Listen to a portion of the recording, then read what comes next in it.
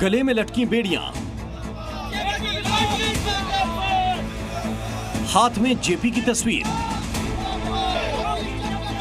लोकनायक जयप्रकाश नारायण की जयंती पर यह अखिलेश यादव की अक्टूबर क्रांति है।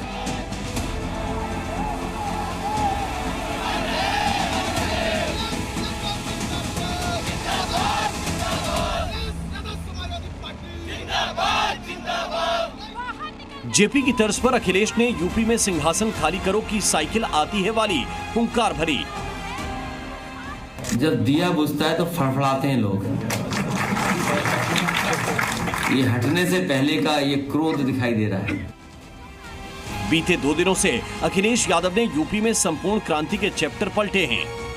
इसके केंद्र में भारत रत्न जयप्रकाश नारायण के नाम पर बना JPNIC है,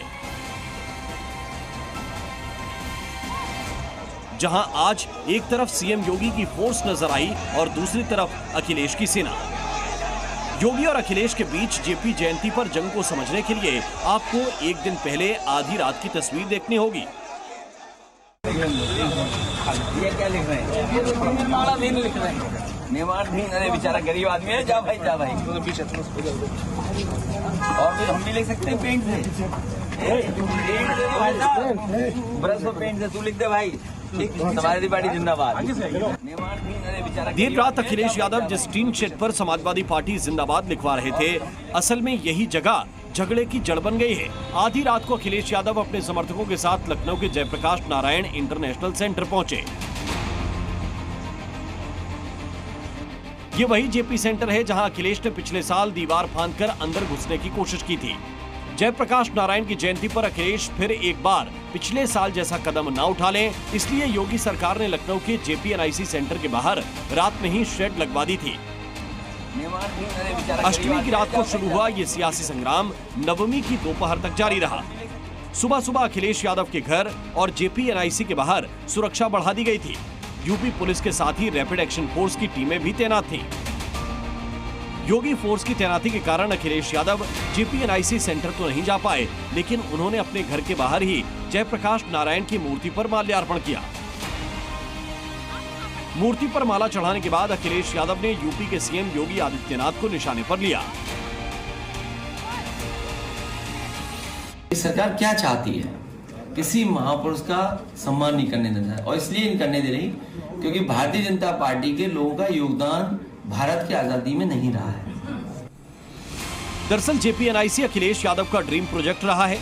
उनके कार्यकाल में इसका निर्माण हुआ, लेकिन उनके सीएम रहते इसका 80% काम ही हो पाया।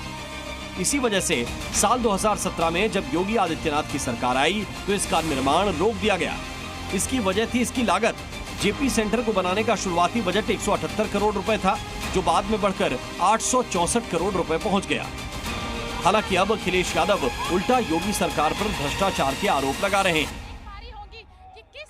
सुनने में आ रहा है कि 70 करोड़ से ज्यादा पेमेंट हुआ है अपने ही प्रिय किसी के लिए, उसके बाद भी JPNIC नहीं खुला है। इसका मतलब ये है कि JPNIC में कुछ न कुछ ये लोग छिपाना चाहते हैं। जिस JPNIC सेंटर को अखिलेश यादव बार बार वर्ल्ड क्लास बताते हैं, उसमें 18 मंजिला बिल्डिंग है। JP नारायण से जुड़ा एक म्यूजियम है, badminton court, lawn tennis court, 100 कमरों का guest house, all weather swimming pool और छत पर हेलीपैड भी बना है। जिस तरीके से 2017 में जब सपा सरकार चली जाती है और योगी सरकार आ जाती है, उसके बाद में इस पूरे सेंटर पे जांच के आदेश दे दिए, जो जांच अभी तक चल रही है। हालांकि ये कहा गया कि जो कन्वेंशन सेंटर है उसको पूरी तरीके से अभी जो है वो बंद कर दिया गया। और JPNIC अखिलेश का ड्रीम प्रोजेक्ट है और जयप्रकाश नारायण सत्ता के खिलाफ आंदोलन के बड़े प्रतीक रहे हैं। लिहाजा जेपी के जरिए अखिलेश सत्ता को चुनौती दे रहे हैं। ये अलग बात है कि जिन जेपी ने इंदिरा सरकार को सत्ता से उखाड़ फेंका था, अब उन्हीं की कांग्रेस पार्टी के साथ अखिलेश गठबंधन में हैं। प्रीति श्रीवास्तव, ज़ी मीडिया, लखनऊ। ज़ी न्यूज़।